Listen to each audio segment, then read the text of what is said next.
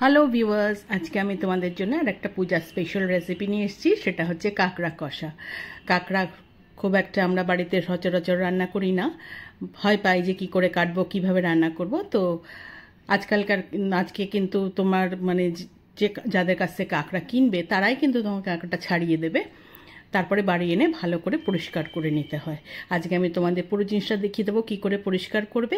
আর যে সহজ পদ্ধতিতে রান্নাটা করেছি, যদি এইভাবে কাঁকড়া কষাটা করো, আশা করি তোমাদের খুব ভালো লাগবে। এবং এটা এমনিই খেতে পারো, ভাতের সঙ্গে তো ভালো লাগেই। একবার এইভাবে করে দেখো, আশা করি তোমাদের এই রান্নাটা খুব ভালো লাগবে। এবং পুজোয় একদিন কিন্তু এটা করা চাই। তাহলে চলো শুরু করি। তার জন্য প্রথমেই আমি দুখানা বড় বড় কাঁকড়া নিয়ে আগে গরম জল করে তাতে আমি 2 মিনিট মতো ভিজিয়ে রেখে দেবো। ভিজিয়ে রাখার পরে তারপরে কাঁকড়াগুলোকে সুন্দর করে পরিষ্কার করতে হবে।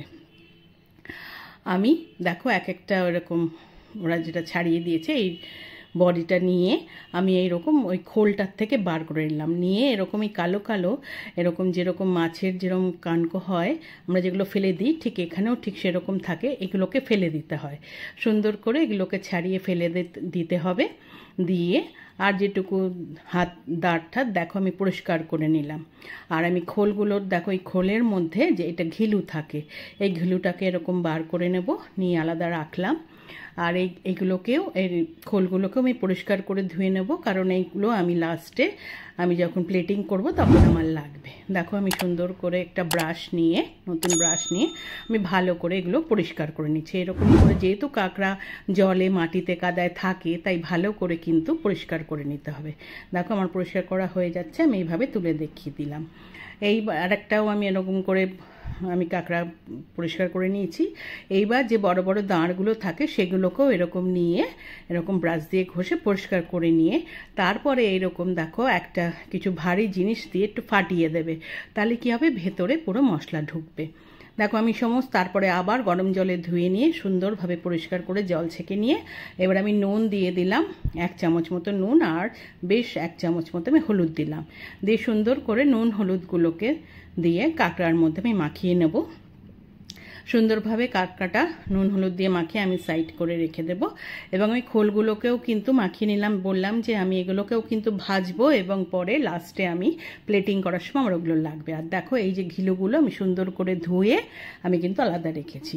আর আমি বড় বড় আলু 2 না 3টে নিয়ে আমি ডুমো ডুমো করে কেটে নিয়েছি। পেঁয়াজ বাটা নিয়েছি বড় 2 চামচ, বড় 1 চামচ রসুন বাটা, 1 চামচ আদা বাটা, বড় একটা পেঁয়াজকে কুচো করে রেখেছি, বড় একটা টমেটোকে কুচো করে রেখেছি, আর 4টে কাঁচা লঙ্কা রেখেছি। এবার আমি প্রথমে একটা মশলা তৈরি করে নেব। আমি বড় 1 চামচ জিরের গুঁড়ো দিলাম, বড় 1 চামচ তাতে ধনের গুঁড়ো দেব, আমি লাল লঙ্কার গুঁড়ো দেব বড় 1 চামচ, আর বড় 1 চামচ আমি হলুদ গুঁড়ো দেব, আর আমি কাশ্মীরি লঙ্কার গুঁড়ো আমি 1 চামচ দেব। সমস্ত কিছু জল দিয়ে মশলাটা আমি বানিয়ে নেব। আমি জল দিয়ে এটা গুলে মশলাটা আমি সাইড করে রেখে দেব। মশলাটা দেখো সুন্দরভাবে গুলে নিতে হবে, আমি গুলে নিচ্ছি, নিয়ে এবার মশলাটাকে আমি রেখে দিচ্ছি। এইবার কড়াইতে আমি সর্ষের তেল দিয়ে তেলটা গরম করে আমি যে আলুগুলো ডুমো করে কেটে রেখেছিলাম সেই আলুগুলো দিয়ে দিলাম। আলুগুলো দিয়ে সেগুলো একটু লালচে রং ধরলে আলুগুলো আমি তুলে নিলাম। নিয়ে এবার ওই তেলের মধ্যে আমি কাঁকড়াগুলো দিয়ে দেব, নুন হলুদ মাখানো। এইবার সুন্দর করে তেলের মধ্যে বেশ কিছুক্ষণ ধরে আমি কাঁকড়াগুলো আমি ভাজবো। সুন্দর রংটাই পুরো কাঁকড়ার কিন্তু চেঞ্জ হয়ে যাবে, দেখবে তখন বুঝবে কাঁকড়া ভাজা হয়ে গেছে। বেশ সুন্দরভাবে আমি উল্টে পাল্টে ভেজে নিলাম। আমি খোলগুলোকে আগে তুলে নিলাম, নিয়ে এইবার যে দাঁড়গুলো সেগুলোকে আগে তুলে নিয়ে আমি বডিগুলোকে তুলছি পরে। আগে এভাবে তুলে নিয়ে আমি সমস্ত কাঁকড়াগুলোকে আমি তেলের থেকে আমার সুন্দরভাবে ভাজা হয়ে গেছে আমি তুলে নিলাম। এবার ওই তেলের মধ্যে আমি 1 চামচ সর্ষের তেল দিয়ে তেলটা গরম হলে তাতে সাদা জিরে, শুকনো লঙ্কা আর তেজপাতা দিয়ে দিলাম। তেজপাতা শুকনো লঙ্কাটাকে হাফ করে দিয়েছি। ওগুলোর ফোড়নের একটু গন্ধ বেরোলে তার মধ্যে আমি যে পেঁয়াজ কুচোটা করে রেখেছিলাম সেটা দিয়ে দিলাম। পেঁয়াজ কুচোটা দিয়ে ভালো করে তেলের মধ্যে আমাকে নাড়াচাড়া করে ভাজতে হবে, তবে বেশি পোড়ানো চলবে না। পেঁয়াজটা একটু নরম হবে, একটু ভেজে নিয়ে তার মধ্যে যে আদা রসুন পেস্টটা রেখেছিলাম সেইটা দিয়ে দিলাম। দিয়ে এবার সমস্ত কিছু একসঙ্গে মিলিয়ে নিয়ে আমি কিন্তু কষাবো। তার মধ্যে আমি টমেটোটা দিয়ে দিলাম, আর 1 চামচ নুন দিয়ে দিলাম। টমেটো নুন দিয়ে পেঁয়াজ রসুন আদার সঙ্গে আমি মিশিয়ে নিচ্ছি। সুন্দরভাবে যখন মিশে যাবে তখন আমি কিন্তু এটা আমি এর মধ্যে যে পেঁয়াজ বাটাটা রেখেছিলাম সেইটা দিয়ে দেবো। পেঁয়াজ বাটাটা দিয়েও আমি মশলাটার সঙ্গে ভালো করে মিশিয়ে নিচ্ছি। ভালো করে কষাতে হবে, নালে কিন্তু কাঁচা গন্ধ থাকলে পেঁয়াজ রসুন আদার কিন্তু একদম রান্নাটা ভালো লাগবে না। দেখো সমস্ত মিশিয়ে নিয়ে এবার আমি ঢাকা দিয়ে 2 মিনিট গ্যাস মিডিয়াম থেকে স্লো করে কষাতে দেব। 2-3 মিনিট পরে আমি খুলেছি, আমার সুন্দর একটুখানি বেশ কিছুক্ষণ কষানো হয়ে গেছে।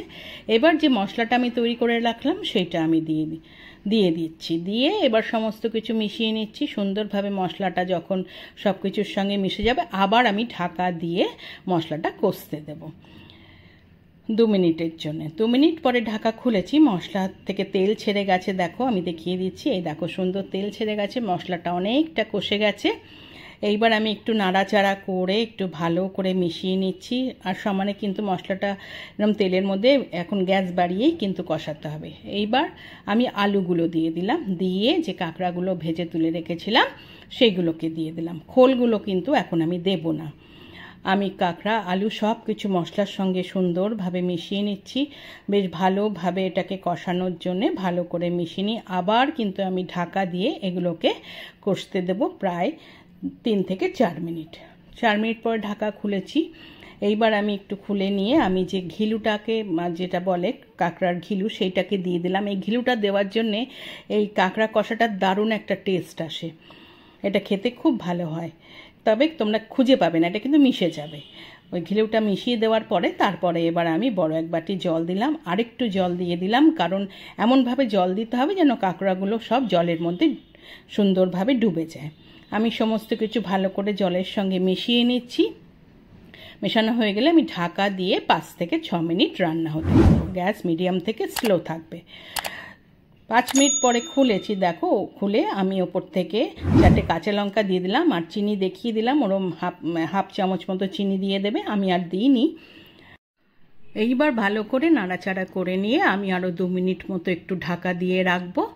2 মিনিট পরে ঢাকা খুললে আমার ঝোলটা মোটামুটি শুকিয়ে গা মাখা হয়ে গেছে, দেখেই বোঝা যাচ্ছে। আমি এবার ওপর থেকে শাহি গরম মশলা বড় 1 চামচ ছড়িয়ে দিয়ে ভালো করে মিশিয়ে নিচ্ছি। দেখো সুন্দর গা মাখা ঝোল তৈরি হয়ে গেছে। আমার কাঁকড়া কষা কিন্তু একদম হয়ে গেছে। আমি সমস্ত ভালো করে সুন্দর মিলিয়ে নিয়ে আমি ঢাকা দিয়ে গ্যাস বন্ধ করে স্ট্যান্ডিং টাইমে 5 মিনিট রেখে দিলেই আমার কাঁকড়া কষা একদম রেডি। দেখো আমি স্ট্যান্ডিং টাইমের পরে খুলেছি। এবার আমি একটা সার্ভিং বলে সার্ভ করে দেবো। গরম ভাত দিয়ে তো দুর্দান্ত লাগে, এমনিও যদি তোমরা কাঁকড়া কষাটা খাও দারুণ লাগবে। আশা করি রান্নাটা তোমাদের ভালো লেগেছে, আর কিন্তু পুজো একদিন এটা করাই চাই। এটা এভাবে তৈরি করো। আর আমার রান্নাটা যদি তোমাদের ভালো লেগে থাকে একটা লাইক করো, কমেন্ট করো, শেয়ার করো। যারা এখনও আমার চ্যানেলটা সাবস্ক্রাইব করোনি প্লিজ সাবস্ক্রাইব করে দিও। পাশে থাকা বেল আইকনটা প্রেস করবে, তাহলে আমার তৈরি সমস্ত রান্নার নোটিফিকেশন তোমাদের কাছে পৌঁছে যাবে। আবার নতুন নতুন রান্না নিয়ে তোমাদের কাছে আসবো। আজকে তাহলে চলি, তোমরা সকলে ভালো থাকো, সবার পুজো ভালো কাটুক। টাটা।